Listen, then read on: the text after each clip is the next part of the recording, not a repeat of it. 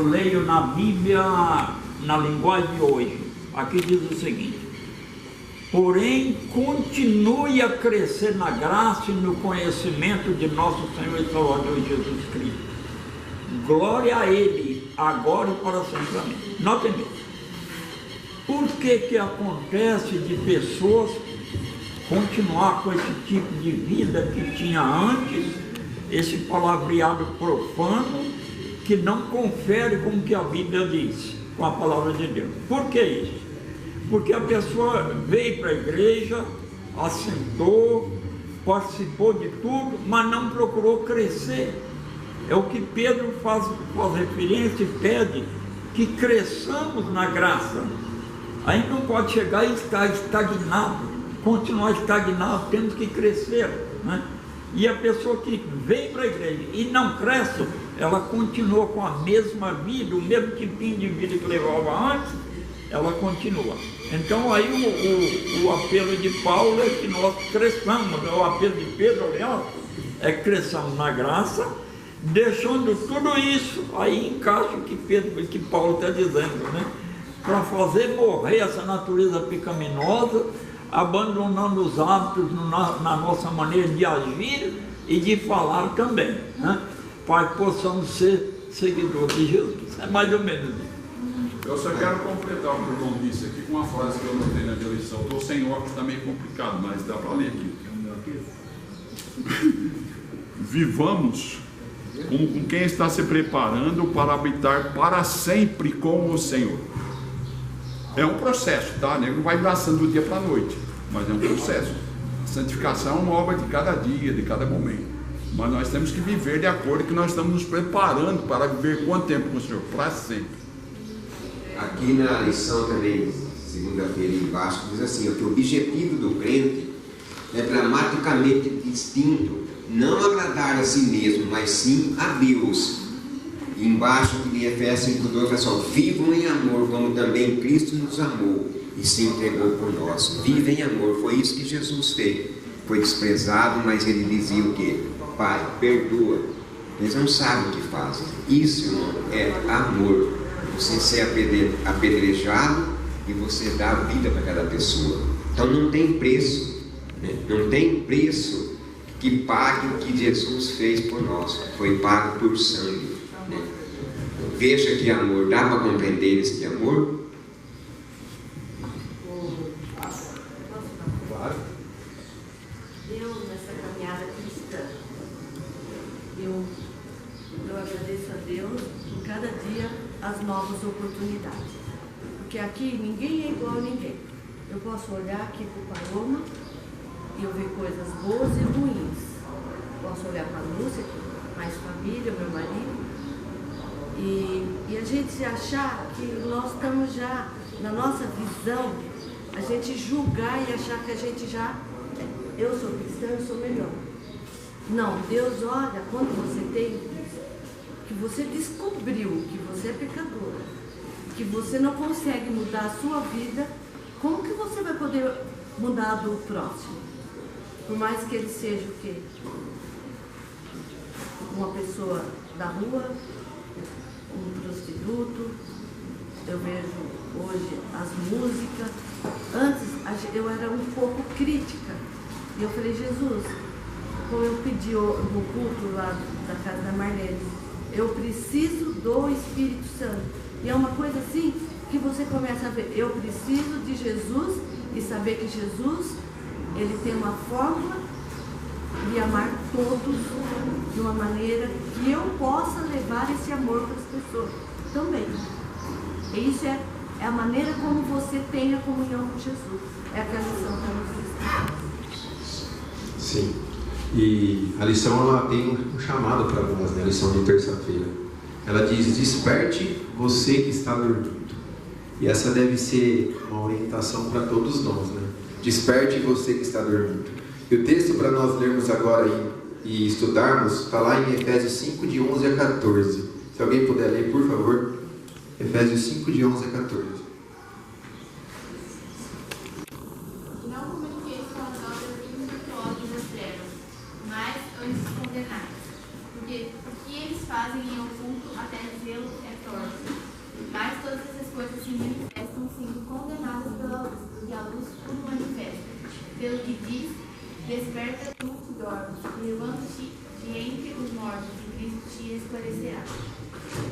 Aqui, irmãos, desperta tu que dormes, é o nosso sono espiritual, a nossa vida com Deus. Não é o sono que você deita cansado, não.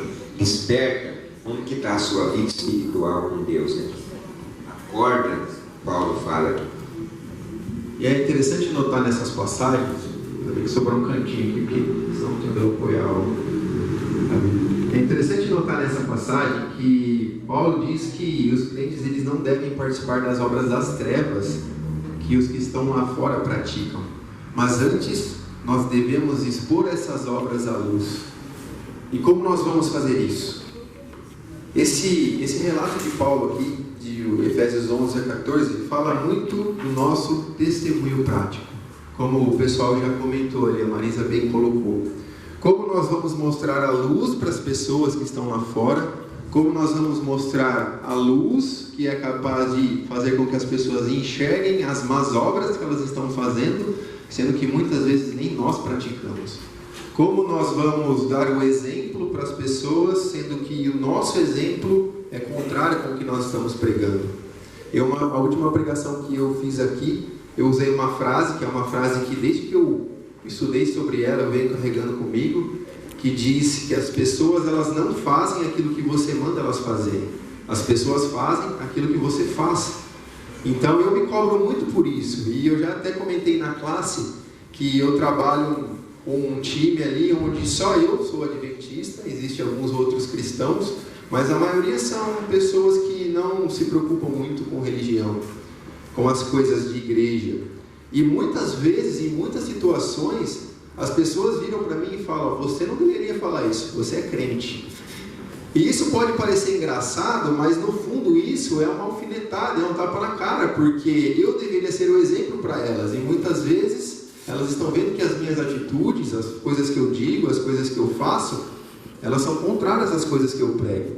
Então esse deve ser um alerta para nós, né? Como nós vamos fazer com que as pessoas elas sejam expostas à luz, a luz que é capaz de comunicar a elas que elas estão no caminho errado, sendo que nós mesmos não estamos andando com essa luz, sendo que nós não estamos sendo o exemplo para elas. Sr. Irmão Moacir, depois você conversa. É interessante notar que este verso 14 diz o seguinte: desperta. Quer dizer, a pessoa está dormindo, né? Aí ele diz: desperta, ó tu que dormes, né? Dentro da igreja, que você pode ver que a Bíblia toda ela é escrita para o povo de Deus, não para o mundo lá fora, é para a igreja. Agora, logo que ele chama a atenção: desperta, ó tu que dormes. E agora outra coisa que me chama muito a atenção, diz assim: levanta-te. É para que a pessoa está caída dentro da igreja, está dormindo, caída dentro da igreja. Ele diz: levanta-te de entre os mortos, sai do meio deles, levanta-te de entre os mortos. E agora nota a consequência, o resultado, e Cristo te iluminará. É interessante notar esse verso. Primeiro, desperta, chama para despertar, acordar da mornidão que está. E ele chama: desperta. E agora quem? Você que dorme na igreja, você está dormindo na igreja. Agora diz: levanta-te de entre os mortos. E agora, como consequência, Cristo vai te iluminar, vai te dar o resultado. É muito interessante. Zé Carlos? É um ponto que está na lição aqui, ó, que está dizendo assim: os crentes, ao exibir o fruto da luz, podem ganhar mundanos para a fé em Cristo. Então fica aquela pergunta, né, para a gente refletir: por que a igreja não cresce? Então, e isso serve para mim também, que eu estou na igreja desde 2011. A única pessoa que eu trouxe para a igreja é o Melina. Então, né, a gente tem que... Na verdade, isso não serve só para o Zé, não serve só para mim, isso deveria servir para todos nós, né? Esses escritos de Paulo devem ser uma reflexão, né, Zé? Bom, continuando aqui, nós chegamos ao verso número 15. E agora então Paulo ele vai fazer uma conclusão sobre esse primeiro trecho do capítulo 5, que na verdade é uma continuação do final do 4, né? Mas aqui na conclusão do capítulo 5, na verdade a conclusão dessa primeira parte vai do verso 15 ao verso 21. nós podemos destacar algumas coisas ali. Nós vamos dividir essa conclusão em duas partes. Então, basicamente, o que nós vimos aqui, Paulo está falando para nós até agora sobre a questão da imoralidade com que aquelas pessoas que não receberam a luz, elas vivem, dando aspectos práticos sobre o que nós devemos fazer e o que nós não devemos fazer. E agora Paulo ele vai falar um pouco sobre a nossa necessidade de sermos sábios. E antes de nós lermos alguns versos, eu gostaria de perguntar para vocês aqui, até uma pergunta que está na lição. Qual a diferença entre o tolo e o sábio? Qual a diferença entre esses dois grupos de pessoas? O tolo, ele busca a sabedoria em si mesmo. Aquele que é tolo busca a sabedoria nas coisas deste mundo, busca a sabedoria na riqueza, busca a sabedoria no status social, enquanto o sábio, ele busca a sabedoria nas coisas que vêm de Deus, nas coisas que não são deste mundo. Eu gostaria de pedir para alguém ler, por favor, o verso 15 ao verso 17.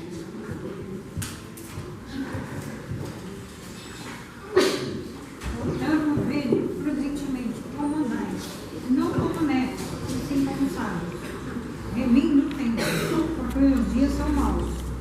Por esta razão, não vos torneis insensatos, mas procurai compreender qual a vontade do Senhor. Obrigado, Rosa.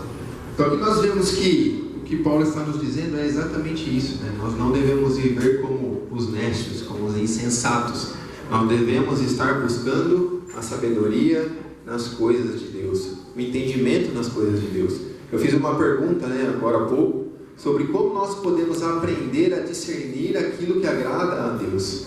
E nós não vamos conseguir fazer isso se nós não estivermos estudando a palavra de Deus. Se nós formos tentar entender aquilo que agrada a Deus, fazendo as coisas que estão lá fora, nós vamos estar tentando de uma maneira incorreta, nós não vamos conseguir. Mas quando nós estamos tentando entender o que agrada a Deus com base na palavra dele, nos ensinos que ele nos deixou, de fato nós iremos conseguir, né? Eu achei interessante aqui esse parágrafo.